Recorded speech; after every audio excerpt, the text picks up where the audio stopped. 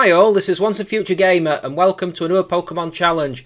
Last time we asked the question of whether or not I could beat Pokemon Yellow with a single tentacle, a run that was immensely fun in places. This week though, we're staying in Kanto and asking the question of whether or not I can beat Pokemon Fire Red with just a single Numel. Numel. It is a dual fire and ground type from Hoenn. You've probably seen one before as it evolves into the signature Camerupt of one of the evil teams there. We've got a 305 base stat total, with our best stats being our special attack, then our physical attack and HP. Our speed and defences are low. We're weak to ground and double weak to water. Yikes. We're immune to electricity. We're resistant to poison, bug, steel and fire. Move-wise, we get both Earthquake and Flamethrower by level up, which will be nice, and until we do get Earthquake, there's Magnitude to tide us along. Amnesia might be a must for some of the fights because even a light rainfall could probably kill us. By TM, there's nothing really that stands out beyond the usual suspects of Return, Double Team. Maybe I could get some use out of Rock Tomb early game. Via Tutor, we can get Rock Slide, which gives us some coverage. Our speed is bad though, so we will struggle to get flinches. Rock Tomb might be better in this respect for speed lowering. Hopefully we get a good hidden power. Electric would just be about perfect, but knowing my luck, I'll probably get fire or something. Predictions then. Misty is going to be horrible, I can tell. Her water types will likely wreck us. Giovanni might give us some issues if he hits us with super effective ground moves, but a good portion of his team are weak to ground in exchange, so it could go either way. Lorelei will cause problems, as will Lance potentially. Probably the rival will be the biggest problem, as always. I think I will need to be max level to potentially win this, and even then, not a guarantee. Just the rules then. In combat, I can only use Numel. Other Pokemon will be needed for HMs, but unable to fight. Only held items and Pokeballs in battle, but I can heal outside of battle if I do want to. Last of all, no glitches or exploits. If you do enjoy what you see, like, subscribe, and ring the bell to stay in the loop. This challenge was suggested by Defiant on my Discord, link in the description of the video. Using the Universal Pokemon Randomizer, I replaced Charmander with Numel so that I can do the whole run with it. Especially important considering it's not native to this region. I replaced Charmander so that our rival has Squirtle, which will grow into a mighty Blastoise and be the hardest for us to fight. I nickname our Numel Drome because of the type of camel that it's based on. I look at our starter. He's got the Oblivious ability, so immunity to attraction, which probably isn't that handy, but it's the only option we could have had in this gen. In later gens, Numel would get Simple plus Own Tempo as a hidden ability, but it's a choice of one here, so we cannot complain. We've also got the Impish nature, so increased defense and lowered special attack. I can't decide if that's good or not. I suppose it could have been worse. Before we leave, there is the rival fight with Rod. There is not a lot of tactics here, just a case of tackle each other and hope for the best. I get tail whipped a bunch of times, but just keep on tackling it. It looks touch and go for a moment, but our last blow is a crit, which ends it. Whew! I would love to EV train the special defense to make us that bit more resistant to water, but that's not an option here. The first wild encounters I get for special defense EVs are the Drowsy outside Vermilion City, and we will have used all our EVs by then. I might go grind the defense a bit. It could be useful versus ground types, and the Metapod and Kakuna in Viridian Forest do give 2 defense EVs each. I decide to work on the speed too eventually because if we're going second every turn, then sooner or later we are going to get annihilated. And incredibly, somehow Weedle gives speed EVs, so I set about murdering that particular population in the forest too. Imagine if they did a Pokemon game where if you were EV farming in a single area, it did send encounter rates on a certain species down the more you hunted said specific species. I think we're a long way off that, and I'm not sure we particularly want it either. Just a thought, and maybe not a good one either. At level 13, I faced the rival on Route 22 just to see how we stack up. There's the potential for things to go badly. His Pidgey, out first, is a 2-hit with Ember, but thankfully it only lands a tackle in exchange, not going for Sand Attack, which would be pretty bad. When the Squirtle comes out, it's dangerous, or it would be if it went for a water move. It never did that, just choosing to use Tackle throughout the entire fight. What makes that decision even madder is the fact that I hit an Ember in the first turn of the fight that burned it, so the tackles did even less damage. Strange, very strange. A bunch of tackles on our end take it down hard and we move on. I reckon I can beat Brock for sure if I learn Magnitude at level 19, but I want to see if I can beat him before then with Ember. So, after fighting through the forest, I enter his gym and prepare to do battle. At least Rock does neutral damage versus us, so that is something. Anyway, Ember is my only option, but Geodude and Onix do have bad special defense, so it does more than expected. Unfortunately, Geodude also does more damage than expected, hitting a flurry of tackles on us as we try to whittle it down with Ember. Trying to beat Brock with Ember. That takes me back to the days of Gen 1 when I used to pick Charmander as the starter. Eventually, the Geodude goes down, but it does do nearly half our health in damage. When the Onix comes out, I'm expecting it to start spamming Rock too, but it only used binds and tackles, which, while they do okay damage, I'd figure a stab Rock too would hurt a lot more.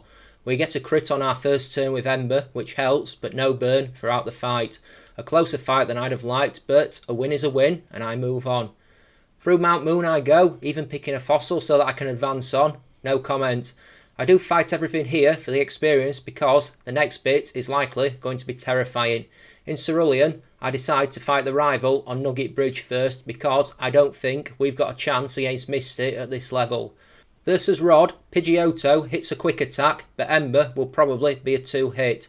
He responds by switching into Squirtle, who takes the second Ember and promptly gets burned off it. A Magnitude 7 finishes it off and the most dangerous opponent is done. Pidgeotto comes back out and gets finished off with Ember before Rattata is next and Julie gets murdered by a Magnitude 10, which puts it in Pokemon Tower a few hours earlier than it would otherwise.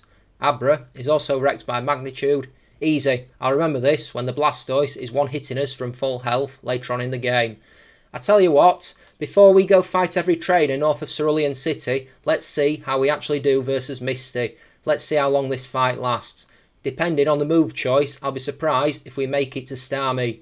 Magnitude is unreliable at the best of times. You hit a high number, it's great. A low number, you might as well not bother. It goes as well as expected. We do one-hit Staryu with a Magnitude 8, but Starmie outspeeds us and one-hits us from full health with a Water Pulse. Yeah, we'll come back a lot later. I level up all the way to getting Earthquake, and then I make another try on her. I figure we're at level 35, we've got probably the best move we do learn, we might have a chance now. When it comes to Misty, Staryu is a one-hit with Earthquake, and then the dreaded Starmie comes out. It outspeeds and lands the 4x super effective Water Pulse. We survive it with 2 HP remaining, and then one-hit it with Earthquake. Whew, that was close. I guess we couldn't have done this any earlier then. We've got the SSN rival fight next, and now that we've got Earthquake, it should probably solve a few of our issues with him for a fight or two at least. I firmly believe we should have enough to brute force him here, just my opinion. Versus Pidgeotto, it's strong enough to survive Ember, which isn't good. It hits a Sand attack, which is worse, and then a Gust and a Quick attack before we hit another Ember at the second attempt to take it down. I'm not messing around for the rest of the fight with lowered accuracy. Earthquake takes down Wartortle, probably not the safest move to use on a cruise ship, but what can you do? Before, it does the same to Raticate, and finally, Kadabra is laid out with Earthquake too. Victory! Next is the Electric Gym, and I might sound arrogant here, but I have a strange feeling we might be okay with this one. I saw firsthand a few weeks back how well Electric types do against Earthquake when I took on Pokemon Emerald with a single Magnemite. Yeah, this fight is a one-shot sweep with Earthquake. Nothing survives more than one hit. Over-level ground type in an Electric Gym. What more can I say? Moving on. In Lavender Town, I swing by Pokemon Tower to face the rival there. This is the last of the pushover rival fights in the game. The next one is where things get interesting. Pidgeotto up first goes down to Flamethrower. Next, he sends out Wartortle, which is good. I'll explain why in a second. We one-hit it with Earthquake. Next is Growlithe, and the Intimidate is why Wartortle coming out first was good. I don't want compromised attack on something that can hit us with a 4x super effective move. Growlithe goes down to Earthquake. Execute goes down to Flamethrower, and last, Kadabra goes down to Earthquake. In Celadon City, I figure I might as well face Erica first because we do have a pretty potent advantage in this gym. Flamethrower is a pretty good move, let's be honest, and we do duly sweep through our entire team in a sequence of one-shots. First, Victory Bell goes down, and then it's the turn of Tangela to face the oncoming Firestorm. Last is Vileplume, who doesn't fare any better. Moving on. Before I go into the next bit, my Meowth pickup team did acquire the hidden power TM, and so I teach it to drone to see what type it is. I'm really hoping for electric. It turns out to be neutral against the grass and poison type Oddish, so it's not fire, it's not flying, it's not ice or psychic. Nor is it grass, poison, electric, water or fighting. It hits the Meowth, so it's not ghost. It might be rock, ground or bug. Could be normal, let's be honest. And it does neutral damage to Pidgey, so it's not rock or ground or bug. It might be normal then. Or it could be dark or steel possibly, I guess. Either way, it's no use to me, and so I reboot the game. Giovanni time, and I'm still not worried. We've got super effective moves against 2 of his 3 Pokemon and a big level gap. First up is his Onix, and we have had a bit of practice against these things so far. I drop it with Earthquake. When Rhyhorn comes out second, I do exactly the same thing, knocking it out with Earthquake. Kangaskhan is last, and I go for a Flamethrower, which it survives, and then lands a devastating Tail Whip before another Flamethrower drops it where it stands. After clearing out Pokemon Tower, it's a choice between Fuchsia City and Saffron City, and I decide to head to Fuchsia first to go and deal with Koga. I replace Secret Power with Return before the fight to give me an upgrade in power. Anyway, the first coughing goes down to Flamethrower. Shouldn't that make it explode if it's filled with gas? Just a thought. Muck goes down to Earthquake before the second coughing is also the victim of a controlled explosion with Flamethrower. Wheezing, Outlast, doesn't survive Flamethrower either. Let's go head to Sylph. The rival fight here can be downright horrible. It's a cliche, but that doesn't make it any less true. Even with the level advantage we've built up, I still have a feeling his Blastoise will likely be able to one-shot us nearly from full health. We one-hit Pidgeot with Flamethrower, that's not a problem, and I'm duly proven right as a crit Water Gun mind, one hits us from full health. Well, that sucked. Sure, the crit was unlucky, but still. Anyway, I go straight back to face him, but I have a plan this time, and it relies on a certain amount of fortune.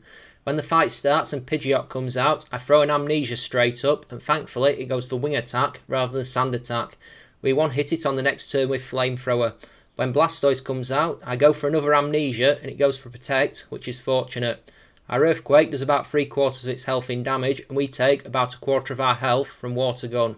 That is still worrying that we are +4 in special defence, and it's doing that much damage. If Blastoise was stronger and it was a Hydro Pump, well, yikes! We do eventually take it down with another Earthquake before the rest of his team falls. Growlithe goes down to Earthquake, while the Execute, out next, goes down to Flamethrower before finally we take the Alakazam down with Earthquake.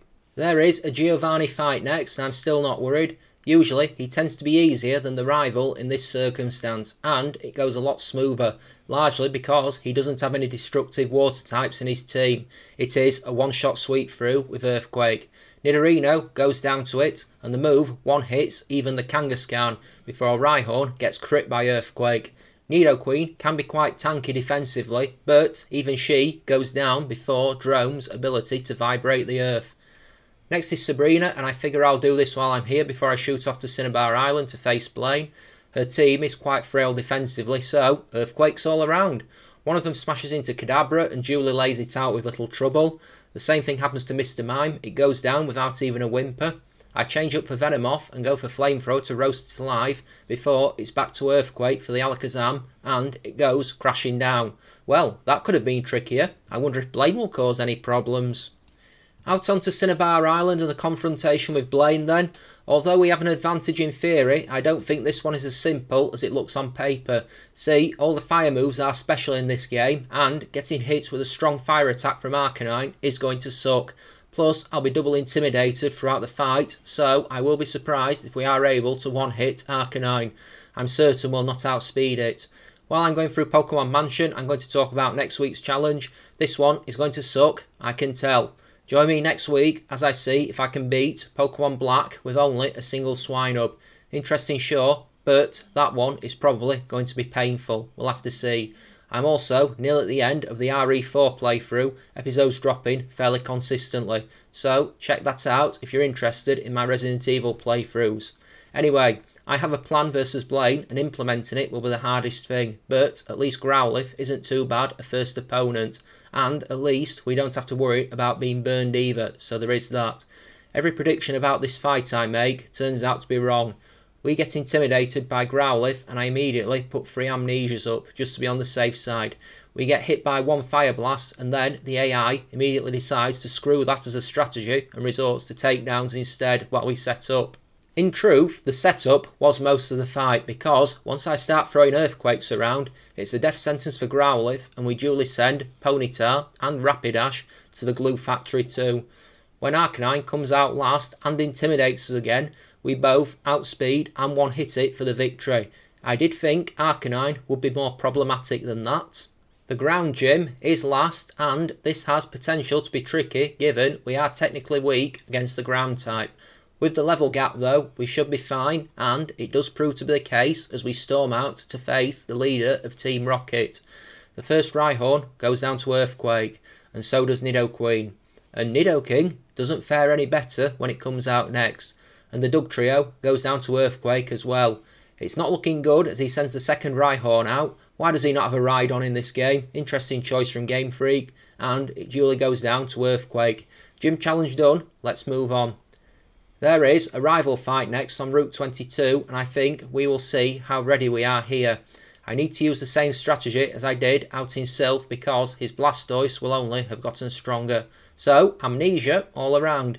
It immediately goes badly versus the Pidgeot because when we use Amnesia we get hit with Feather Dance. It's a shame we can't convince Drome to forget he's been hit with Feather Dance. I use another Amnesia and tank a Wing Attack before taking it down with Flamethrower. Versus Blastoise I throw another Amnesia up and the first Earthquake barely does any damage and we have to tank a Water Gun in the rain quite well. The second Earthquake crits and we take it down. Versus Rhyhorn, it narrowly survives Earthquake and misses takedown, but we take it out at the second attempt with Earthquake. Versus Growlithe, even with -3 in attack, we one-hit it with Earthquake. Next up is Execute, who goes down to a single Flamethrower before Alakazam is last and it goes down to Flamethrower and return, only failing with Disable twice. It is worrying that it did outspeed us there and that bodes well for the next fight with him. After going through Victory Road, I stand in the Pokemon League and here are our stats at level 80. Incredibly, everything bar the special defence is pretty even. Everything is from about 119 to 125 in our stats, barring that awful special defence. Nothing is fantastic, but nothing really sucks either. Plus, we can buff the special defence with Amnesia if need be. I think we will have to do that at some point. Guesses on if you think I can do this at this level or not. Now, Lorelei is first, and given she's an Ice-type trainer, you might think this simple, until you recall most of her team is also part water. Yikes. This will be definitely the hardest of the Elite Four, I reckon. Mind you, Lance might be awkward, but I'll worry about that later. This goes bad right from the start. I Amnesia versus Dugong and get hit for 3/4 of my health with Surf. Another Amnesia puts our special defence at +4, but we still nearly get wiped out by the second Surf. Dugong then survives Earthquake and finishes us off with a third Surf. Okay, that didn't take long. I go and grind up a little more because that was just the opening salvo, and if I can't beat Dugong, then I reckon I've got no chance versus Lapras and Slowbro. A few levels higher, I go again. This time, I only go for 1 Amnesia, Surf still does a lot of damage, and Earthquake still isn't enough to one-hit it. This is bad. 30 levels higher, and it's still washing over us. I'm starting to worry a little. I go again at level 84. Realistically, I could max out my level with rare candies and go for it now, thanks to my Meowth Pickup Brigade, but I don't want to resort to that unless it's a last resort. Round 3. Let's see if we can end Dugong at least this time. That's the target, and we don't hit it. 2 Amnesias, we are getting a bit better at resisting the Surf, but Earthquake still isn't potent enough to end Dugong with 1 hit. And it's not like I can go hunt the soft sand or something because I do need health recovery. 2 more levels later and another try. Still taking less damage from Surf after the Amnesias, but not enough for it to make a difference. We go get a bit close to knocking Dugong out this time, but still nowhere near close enough. This is pretty worrying for the rest of the Elite Four, I'll say that much. Level 88, I go and try again. This time, Dugong goes for Hail the first turn, and while that's not ideal, it's infinitely better than being hit by a 4 times super effective Surf. By the time it goes for that move, we're +4 in special defence and tank it reasonably well. I get one more amnesia up and then I go and pound it with Earthquake. I don't get a knockout though. When she heals Dugong, I take it down with 2 returns. Cloister uses Protect, but on the second turn I take it down with Flamethrower because it's specially defensive frail, a bit like us. Lapras goes down to 2 Earthquakes but hits a Surf, which is painful. Slowbro goes down to 2 Earthquakes but it also hits a Surf, which brings us to red health. Jinx, Outlast, is finished off by Flamethrower. Whew! Thank goodness that's over. Bruno is next, and this one surely can't be as bad as Lorelei was. I'm right. The first Onyx comes out, it looks intimidating and then goes down to Earthquake. The second Onyx does exactly the same thing. Earthquake proves to be just that little too much for it. Hitmonchan is next, and I use Flamethrower on it, but it narrowly survives and thankfully misses Rock Tomb. He heals it and I take it down with 2 returns. Hitmonlee is pretty much a shot-for-shot repeat of that fight, only it hits a Brick Break instead of missing a Rock Tomb. It survives Flamethrower, it gets healed and then goes down to 2 returns. Machamp gets burned by Flamethrower and then hits a Cross Chop that still did a massive amount of damage. I wonder if it has the Guts ability. Bulbapedia tells me, yeah, it does have the Guts ability, but we take it down on the next attack. Agatha could be problematic, but we will have to see how we do versus her. Most of her Pokemon have Levitate or are Flying type, and so we can't rely on Earthquake. The first Gengar comes out, and as I feared, is just strong enough to survive Flamethrower on a sliver of health. Worse, it goes for Double Team, and she heals it. Thankfully, we don't miss either of the 2 follow-ups to take it down. What a waste of a power point. Golbat survives Flamethrower and hits Confuse Ray, which isn't good. We finish it off with Return, fighting through confusion. Haunter is a single hit with Flamethrower before the second Gengar is next. It is faster and it puts us to sleep with Hypnosis. It does hit Nightmare and a flurry of Shadow Balls that whittle us down over time. I'm just thankful all Ghost moves are physical in this gen, because if Shadow Ball were operating the Gen 4 mechanics, I'd have failed the run here. Eventually, we wake up and take the Gengar down with 2 Flamethrowers. Arbok is last and it intimidates. We put it on red health with Flamethrower, it hits a Sludge Bomb and then she heals it. We finish it with a Return and an Earthquake. Lance next then, and this one isn't going to be fun. We're going to struggle something rotten versus Gyarados at the start, I can tell. At least though, we can't get paralysed by the Dragonair, that's something. Mind you, here's the thing, fun fact is Gyarados doesn't know any water moves, so interesting. Anyway, we get 3 amnesias up and it just keeps spamming Dragon Rage, which, as a one-off, isn't a problem, but it causes a big issue over time. When we take it down eventually, with Return and Flamethrower attacks, it's a big relief. He sends Aerodactyl out next, and we don't have a good answer to that. It takes 3 Flamethrowers to knock it out, during which time it lands 2 wing attacks, and crucially, misses a Hyper Beam, which would have ended us. Dragonite survives Return with barely a scratch, and it does hit a Hyper Beam that ends us. I level up a bit more and then try this again. This time goes similarly. I only go for 1 amnesia versus Gyarados and set about it with Flamethrower and Return attacks, managing to take it out after 3 blows. It still is enough time for it to repeatedly hit Dragon Rage though. Aerodactyl is next and it manages to land a crit wing attack, which isn't good. We do manage to take it out with a Return and a few Flamethrowers, but we are hurting after it. We do inflict some decent damage on Dragonite, but after it hits a wing attack and a Hyper Beam, once again, we go down. I try again at level 95, see if we hit a bit harder, if we take the blows a little easier. This time, I decide to forego Amnesia completely if they're not going to use special attacks. I mess up a bit versus Gyarados. It has about a 6 of its HP left, thanks to our attacks, following a Hyper Beam, and while it recharges, I get cocky and decide to throw an Amnesia up to get an extra turn of healing. It doesn't go to plan as he restores it. We take Aerodactyl down once again, but once more, the Dragonite finishes us off with Hyper Beam. At level 98, I make the next attempt, and hopefully something has to give sooner or later. I get a lot of luck this run. We are at full health when we end Gyarados. We get a burn on Aerodactyl, which means that we can 2-hit it, despite it landing a scary face on us to wreck our speed. And then, of course, this is the run where the Dragonite immediately decides to start murdering us with Outrage. Dragon attacks were special in this game, and so it does a lot of damage to us before it finally finishes us off. I've got one card I want to play. I replaced return with rock tomb just to see if this makes any sort of difference. And I also use the rare candy to boost us up to level 100. This is it. No other options now. Here are our stats. This is what we're working with. It's what we've got. It'll have to be enough. We do better with rock tomb, but still it's not good enough. Still, we do go down to the Dragonite. Mind you though, I said I had one card left to play. That wasn't technically right. I could go get Rock Slide. I do just that. Going to Rock Tunnel and then fighting my way back through the Elite Four. And this move makes a lot of difference, especially on Gyarados, Dragonite and Aerodactyl. It's good to have a super effective move. I even managed to get 3 Amnesias up versus Gyarados because, for whatever reason, it only ever went for Bite. Given that it is slower than us, we don't even have to worry about the flinch. We take it down in good condition, hitting a few Rock Slides to end it. Aerodactyl goes down to Rock Slide and Flamethrower. It only manages to hit a Wing Attack in retaliation. Dragonite is still tougher, hitting a crit Wing Attack because, of course it does, but it never went for Outrage. I wonder if the game recognises that you've buffed and acts accordingly.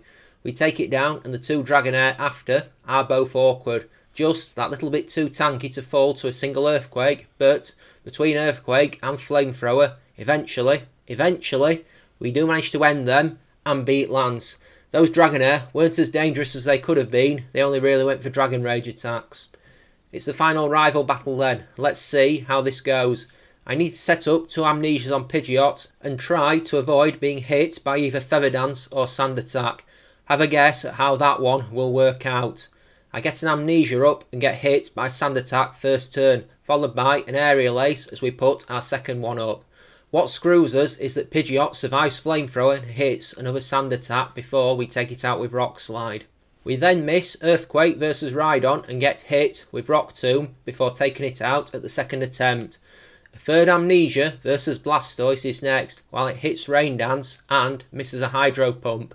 We do land 1 Earthquake to put it in knockout range, even surviving a Hydro Pump, but the decisive blow is missed by us, the one that would have ended his biggest threat, and the Blastoise takes us down. We can totally do this, we just need fortune. Let's keep going until we get the luck that we need. There's several false starts where we get Sand Attacked over and over, and it quickly becomes apparent that this isn't working, so I have to rethink the strategy. I decide to just go for it and hope for the best. Yep, there's some real tactical genius moves right there. Rock Slide Pidgeot, Earthquake Rhydon, then Rock Slide Blastoise, and hope for the flinch, or that Hydro Pump misses. That's my strategy. So then, here's how it plays out. We get an effort, finally, where Pidgeot survives Rock Slide. Not good, but it does flinch. I know that he's going to heal, so I Amnesia, and then one hit the Pidgeot with Rock Slide on the second attempt. I go for another Amnesia versus Rhydon, and it misses Rock Tomb before we one hit it with Earthquake. Versus Blastoise, I put the third Amnesia up and it goes to Rain Dance before we hit it with an Earthquake. It then misses Hydro Pump and the second Earthquake takes it down. Alakazam, out next, also goes down to Earthquake before the Executor comes out, and with the rain still up, I hit a Rock Slide for the flinch, and then the rain stops and I shoot it down with Flamethrower. Last is Arcanine, who does hit an extreme speed, but then it goes down to Earthquake. And with that, we beat the rival in the champion fight, we win the run, and me and my Numel enter the Hall of Fame. Well, that was just brutal at the end. Both Lorelei and Lance were horrific. Shame, as it had been smooth sailing up to that point. Thank goodness that's over. Another run done, and I hope you enjoyed it. Thanks for watching. Let me know what you thought in the comment section down below. As always, if you have any ideas for future challenges, drop them in the same area. Also, in the description of the video, there's links to my Twitter and my Discord, where they can be dropped too. Join me again next week for another Pokemon challenge, as we answer the question of whether or not I can beat Pokemon Black with a single Swinub, as mentioned earlier. That one could be interesting. So, I knew that this one would be brutal in places, but I guess this was a victory for the whole idea that doing the same thing over and over and hoping for a different result is going to work. Funny how a change of strategy can reap dividends. I've not got much to update about me at the moment, just enjoying life at the moment, bouncing from one adventure to the next.